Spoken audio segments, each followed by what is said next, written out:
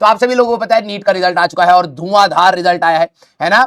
55th rank PW से आई है online से, एंड आई थिंक वो लक्ष्य का ही बच्चा है, और वो बच्चा शायद जहां तक मुझे अभी तक स्टोरी पता लगी है वो 9th 10th 11th 12th PW से पढ़ा है। उड़ान नीव, आप में से भी कई सारे ऐसे बच्चे होंगे जो शायद उड़ान नीव से पढ़ के आए होंगे, है ना। तो वो पूरा फॉलो करते हुए आज फर्स्ट अटेम्प्ट में ही AIR 55 उसने स्कोर किया है, and I think that will be a motivation for each and every one of you जो भी ऑनलाइन से पढ़ रहा है।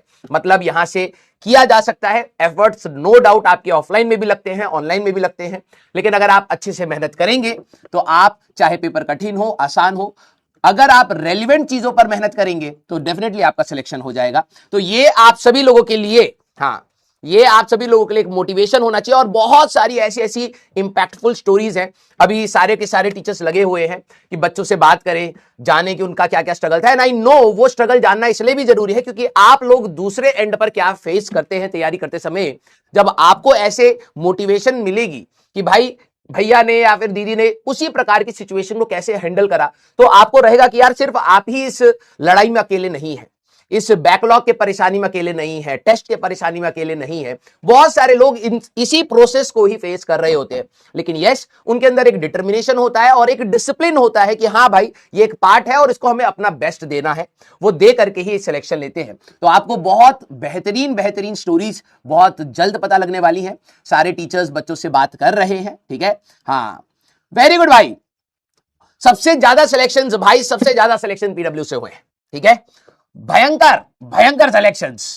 अभी आप लोगों को पता लगेगा भाई, देखो हमारे पास बच्चों का पूल भी बहुत बड़ा होता है, अभी ऑलरेडी बहुत ज्यादा सिलेक्शन हो चुके हैं, ठीक है। बस उनका वेरिफिकेशन है, फिर बच्चों को बुलाया जाएगा, फिर रिजल्ट सेलिब्रेशन होगा, उस दिन हमारी छुट्टी होगी, ठीक है। ऑल तो मेरी जेई वाली क्लास रहेगी, लेकिन यस आप लोगों की छुट्टी हो सकता है उस दिन रहे, तो so that you can be also the part of that celebration. आप देखें कि हाँ कैसी कैसी स्टोरीज, कैसी कैसी मेहनत, कैसी कैसी कहानियां हैं जो बच्चों ने जी हैं, और सो दैट अगर आप भी उसी सिचुएशन में कहीं फंसे हुए हैं और आपको लग रहा है कि दूसरों को जो ये रैंक है आसानी से मिलती है, ठीक है। कई बच्चों को ये लगता है कि ये रैंक पाना आसान होता है, कुछ बच्चों के लिए नहीं, उनके भी अपने स्ट्रगल्स होते हैं, उन्होंने भी फाइट मारा होता है, उन्होंने भी अपने आप को मोटिवेटेड रखा होता है, तो वो भी आपको कहीं ना कहीं मोटिवेट करेंगे, ठीक है।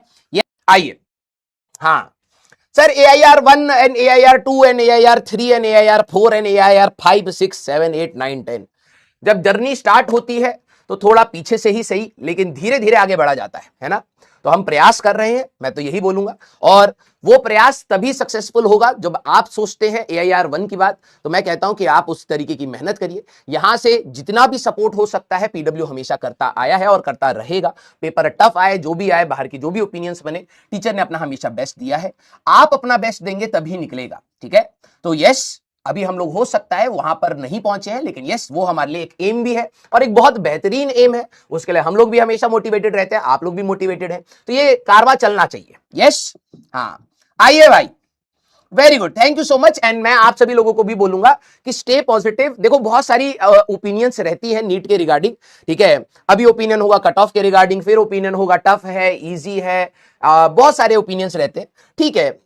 हर कोई अपनी जगह पर सही है और हमारे यहाँ पे फ्रीडम है, अपना ओपिनियन दिया जा सकता है, लेकिन आप सभी लोगों को मैं ये बोलूंगा कि आप सभी लोगों के पास इतनी मैच्योरिटी होनी चाहिए कि आप किस ओपिनियन को अपने अंदर जाने देते हैं, वो आपका डिसीजन है, ठीक है। मैं तो आप सभी लोगों को बोलूंगा आपकी जर्नी बिल्कुल यूनिक होएगी, सभी की अपनी अपनी जर्नी यूनिक है।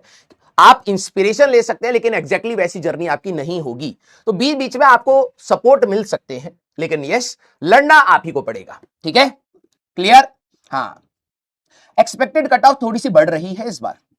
अब देखो अभी हम लोग डिस्कस भी कर रहे थे, तो मुझे जहां तक समझ आ रहा है कि 2025 का जो पेपर कठिन हुआ, अब मैं आप लोगों को भी बोल रहा हूं क्योंकि बहुत जल्द आप ही लोगों को पेपर लिखना है, जो आपको लग रहा है कि अभी 1-1.5 साल है, ये बहुत जल्दी निकल जाएगा। तो मैं आप सभी लोगों को एक बात बोलूंगा, 2025 का पेपर जो कठिन साइड आया उसका इंपैक्ट क्या है, ठीक है।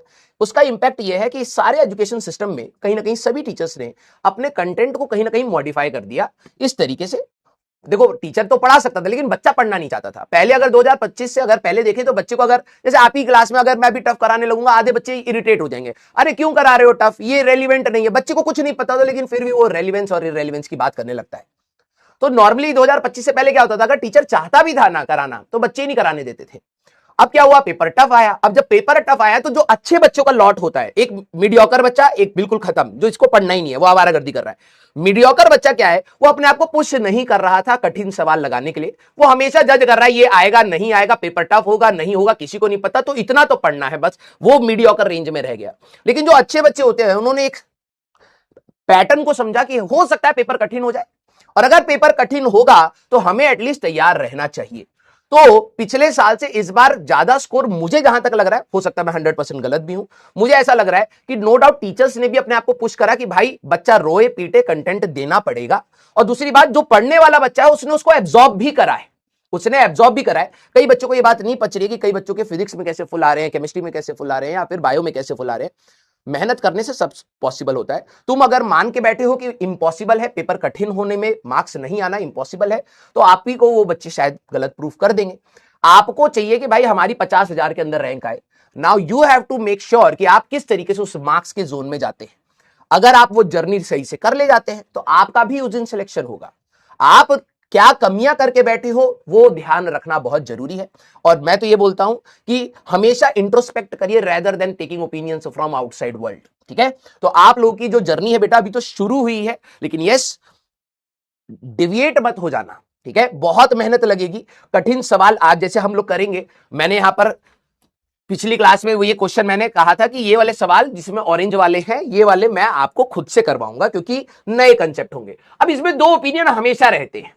इसमें जब भी हम लोग अच्छे सवाल पर जाते हैं तो दो ओपिनियन हमेशा रहते हैं। एक मीडियोकर बच्चा जिसकी मात्रा ज्यादा होती है, और पढ़ने वाला बच्चा जिसकी मात्रा कम होती है। पढ़ने वाला बच्चा सोचता है ठीक है पढ़ लेंगे, सीख लेंगे, थोड़ा बहुत सीख लिया, समझ लिया, नहीं भी समझा तो पैनिक नहीं करता, वो जाकर के रिवाइज करता है। मीडियोकर बच्चा उसका बवाल बनाना स्टार्ट करता है, भाई ये तो समझ नहीं आया, ये तो बहुत ज्यादा टफ है, ये तो होता ही नहीं है, ये तो ऐसा कोई सवाल ही नहीं बनाया जाता, ये एग्जाम में नहीं आता, उनके नोट्स में नहीं है, इनके नोट्स में नहीं है, तो वो इसमें रहता है। ठीक है, पेपर टफ हुआ तो वही तो नीचे गिरा क्योंकि उसने वो सवाल कभी करे ही नहीं। तो आप सभी लोगों को ये चीज मेंटली प्रिपेयर रहना है। नॉर्मली कुछ बच्चों को ये लगा होगा कि भाई पेपर बीच बीच में एक दो बार कठिन हुआ है ना, उनको लगा अब शायद ना हो। ऐसा नहीं है, हम ये मान के चलेंगे अब पेपर कठिन ही आएगा, तो आप अपनी तैयारी बेस्ट के लिए करेंगे। हाँ, पेपर इजी आ जाएगा तो अच्छी बात है, नहीं आए तो एटलीस्ट आप तैयार रहेंगे। क्लियर? या रिजल्ट की जब बात आएगी, आप में से कई सारे बच्चे बहुत मोटिवेटेड होंगे कि आप अपने करियर की तरफ देखें। ठीक है, आपको हो सकता है कुछ दिन के लिए तो एक डायरेक्शन मिल जाएगा कि हाँ यार मेरे को अब अपने करियर की तरफ देखना है, दुनिया में क्या हो रहा है फॉर द टाइमिंग अभी नहीं, पहले मुझे अपने करियर की तरफ देखना है। ठीक है, मेरा दोस्त क्या कर रहा है, कहां पर क्या पढ़ाया जा रहा है, क्या नहीं पढ़ाया जा रहा है, मेरे को जो पढ़ाया गया है वो मुझे 100% आना चाहिए, ये मेरा मेन टारगेट होना चाहिए। ठीक है, चले भाई, कुछ बच्चे इधर उधर की भी बात कर रहे हैं, मैं आपसे बोलूंगा मत करिए। ठीक है, पढ़ाई पर ध्यान दीजिए। आप, मैं समझ पा रहा हूं आप इमोशनल हैं। ठीक है, आप इमोशनल हो करके चाहते हैं, सपोर्ट चाहते हैं, एंड वी आर देयर। मेरे पास कोई सोशल मीडिया नहीं है ना, ठीक है, तो आपको शायद दिखेगा नहीं, पता नहीं चलेगा। ठीक है, लेकिन आपको जब मैं पढ़ा रहा हूं प्लीज पढ़िए। ठीक है, आपके हित में जब भी कुछ होगा उसमें मैं खड़ा रहूंगा। ठीक है, किसी भी सेंस में, तो मेरे को बोलने की जरूरत नहीं है, मेरे को दिखाने की जरूरत नहीं है। ठीक है, but I just want to assure you that whatever support you are demanding from me, I am there. ठीक है, तो डोंट टेक एनी लोड। आप लोगों के पास, आप लोग घर पर हैं, हो सकता है आप कुछ चीजें नहीं कर सकते, लेकिन आप लोग पढ़ाई पर ध्यान दीजिए बेटा, because time and tide waits for none. ये समय किसी के लिए नहीं रुकेगा। हाँ, कुछ चीजें बड़े लेवल पर होती हैं, उनको बड़े लेवल पर होने दीजिए।